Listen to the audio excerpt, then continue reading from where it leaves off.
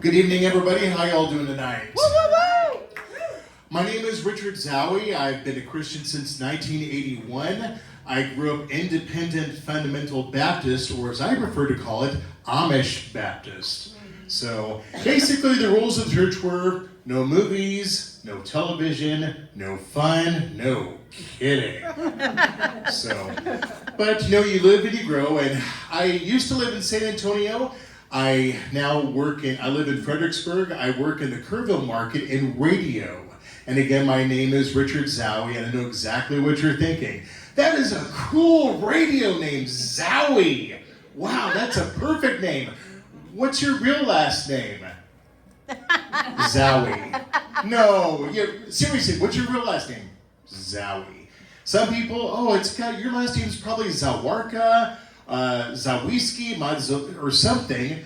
No, it's Zowie, and here's a quick little story. My grandfather, the guy we thought was his dad, his last name was Zanvi, which is German for toothache. So that family probably had to go visit the dentist quite a bit. And when my grandfather was 5 years old, they decided you need a name that sounds American. So what's the closest to Zanvi that we have in English?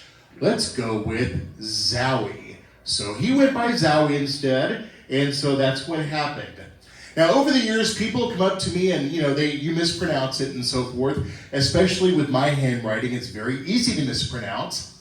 People will say to me, "Are you Richard Zowie?"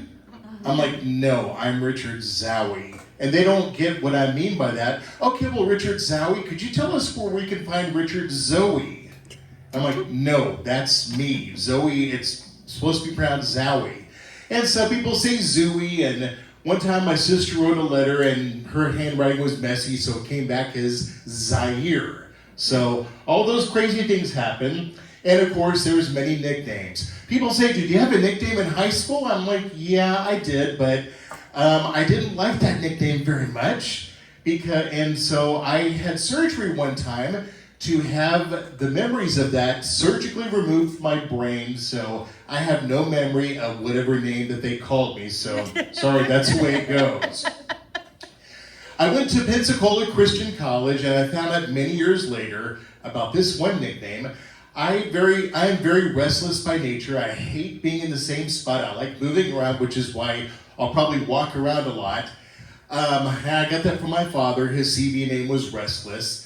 And they decided, let's help this restless, nervous guy build character. Let's put him in a high, stressful job of line running in food service, which means as a server, you have to go to the hot carts and get new trays. But you got about 5 different girls telling you, "We need roast beef, we need green beans, we need lasagna."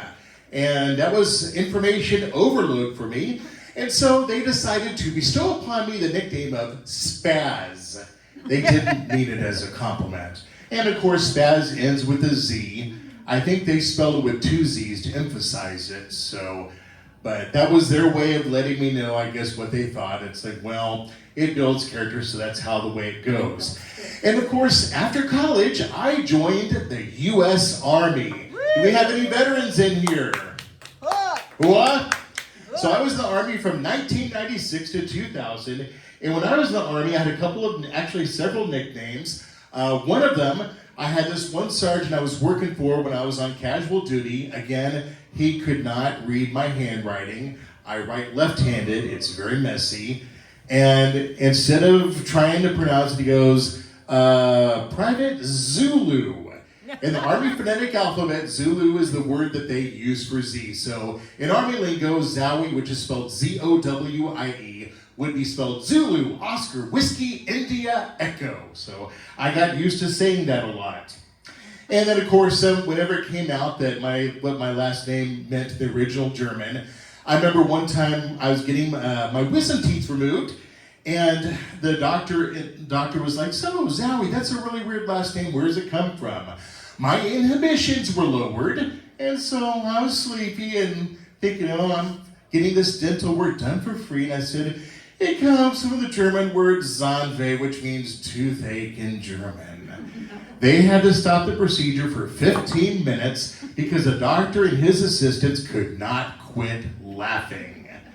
I probably shouldn't have done that. I would have liked to have gotten out sooner to recover, but that's that. Another nickname I had was Z-Monster. In Army lingo, Z-Monster is the urge to fall asleep. The drill sergeants were always telling us, don't let the Z-Monster get you.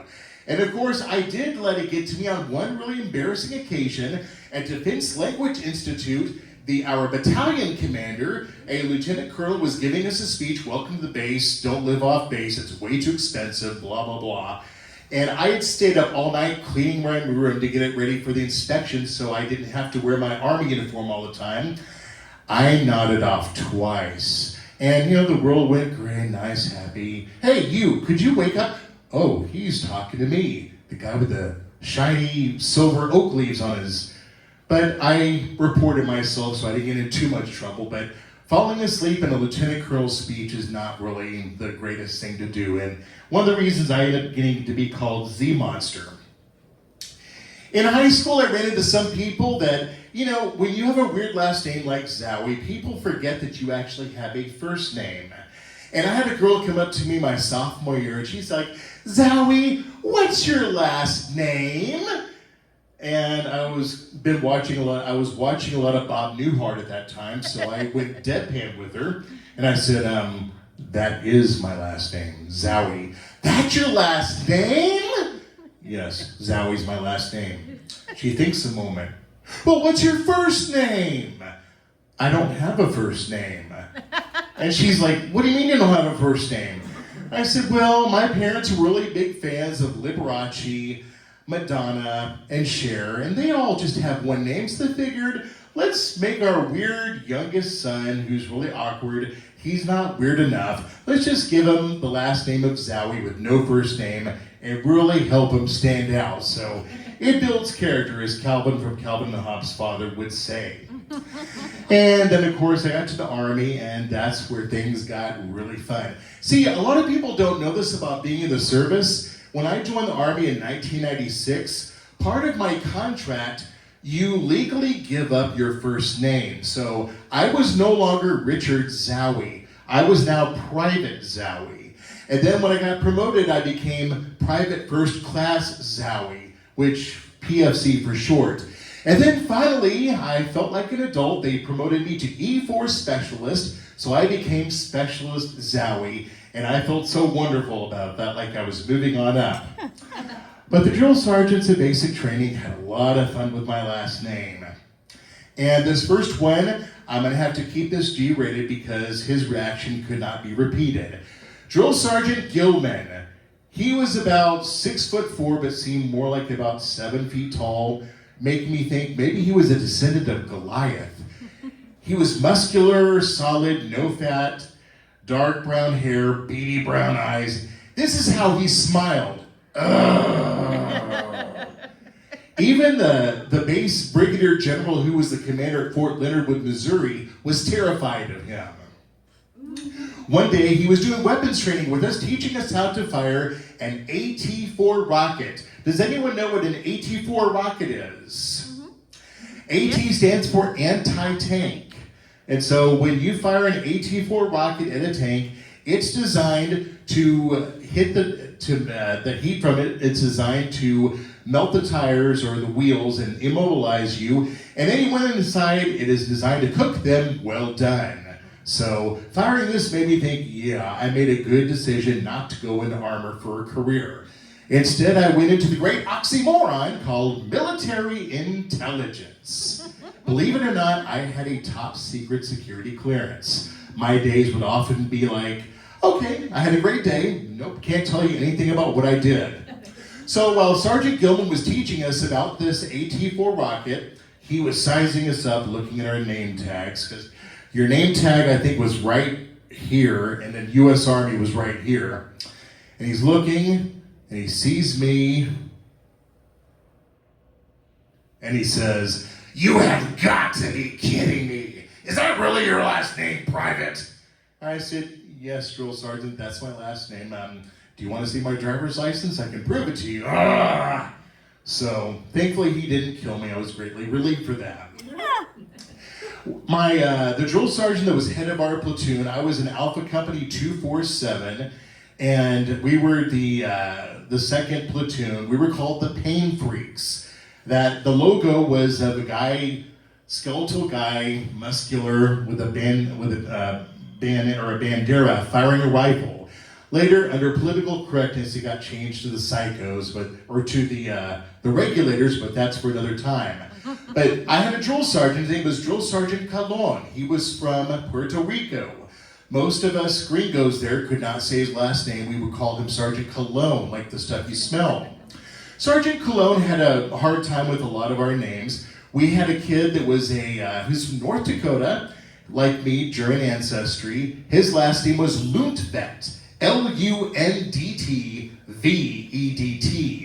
And Drill Sergeant Cologne looked at his name and called him Private Alphabet. He wasn't even going to try to pronounce that. So he gets to mine. And at first he says Private Sawi, because in the Spanish language, the Z letter is not pronounced the way we do Z. It's pronounced S, like an S. So he would just call me Private Sawi. And then it evolved into Private Suey, like Suey Pig. And I'm like, okay. And then one day he had a smile and decided that just was not a good enough nickname. So he called me Private Chop Suey. And this one girl's like, hey, Zowie, are you going to tell Sergeant Cologne that's not the way your last name's pronounced? I'm like, no, he likes me. I want to keep it that way. I don't want drill sergeants to remember you for all the wrong reasons. And of course, when it came to drill sergeants, my mother once said to me, now son, if a drill sergeant uses profanity, tell them you don't appreciate that, then you'll report it. And I was like, yeah, right, Mom. Thankfully, I did not take that advice. And then, of course, was a very scary First Sergeant Denton. He reminds me of that dog in the Looney Tunes cartoons, or that Sylvester the Cat's walking around this little tiny puppy, and Sylvester jumps up 20 feet. He liked to keep us on our toes, and he did that because in the Army, they teach you to be prepared for anything at any time, and it was good training for us. Well, First Sergeant Denton, and you had to do push-ups anytime he called him Sergeant Denton instead of First Sergeant Denton. So one day I'm walking by his office, Private Zowie, get in here right now. And all I could think is, oh, what have I done this time? So I go in there, Private Zowie reporting for duty, First Sergeant. He looks at me, Private Zowie, yes, First Sergeant. That is such a cool last name. Yes, First Sergeant, you're dismissed. And so I thought, oh, what a relief. And the next First Sergeant after him, we had a trip. When I at Defense Language Institute, I started off in Mandarin Chinese. I can still speak some. I can order chopsticks in Chinese. Then I went into Russian. But we had a field trip to Chinatown. And we had a flu shot for the whole company that morning. So I thought, oh, great. I'm going to be the last one called. I'm probably going to have to get a cab and fly to San Francisco instead. But so we get ready, and the First Sergeant says, okay, we're ready for our flu shot. PFC Zowie is going to be very happy to know that today we're going in reverse alphabetical order. So I got to go very first because there was no one named Zuckerman or Zuniga. So I was very thankful I got to go and then get on the bus and head to Chinatown. So I was extremely happy about that. And at DLI, at Defense Language Institute, when I studied Chinese, they gave us Chinese names. So basically, in Chinese, the first character is the last name. The second two are your given name, like Mao Zedong. His last name was Mao. His first name was Zedong. I became, instead of Richard Zowie, I became Zuo Ri Cha. Zuo is a last name that means left. Ri means an omen, like a good omen. Cha means to inspect. So literally translated, my last name meant lucky left-handed inspector. So I can still write it down today, believe it or not. I lucked out because one of my friends, his name was David Hull, his name, Hu Da Wei, translated into the Great Mustache Defender. So crazy things that they do over there. Years later after the Army, I decided to try my hand at community theater. And of course, people, oh, is that your stage name? No, that's my real last name. And I'd show people my license, and after I carefully covered up the number on it, I show them my social security card. Look, Richard P. Zowie. That's it right there. So I think one person even had to show them my birth certificate. But so we did a production of Little Shop of Horrors. Has anyone ever seen that? Yes. I got to play customer number 1, which was fun because I had to speak in a New York accent. I'm an oil brat. My accent's pretty much Midwestern, but despite having a mother who's a country girl from Oklahoma, I've never really developed a strong Southern drawl. When I lived in Michigan and told people I was from Texas, you don't sound like Matthew McConaughey. It's like we don't all talk like him.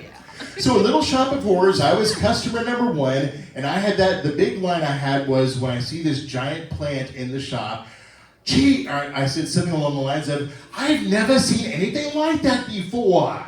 That was my line. For 9 performances, and I'd hear the singer sing that song where they go, Zowie Powie, and I thought, oh, how cute, my last name is in the song.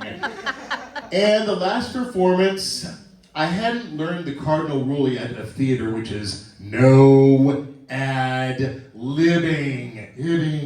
Ibbing.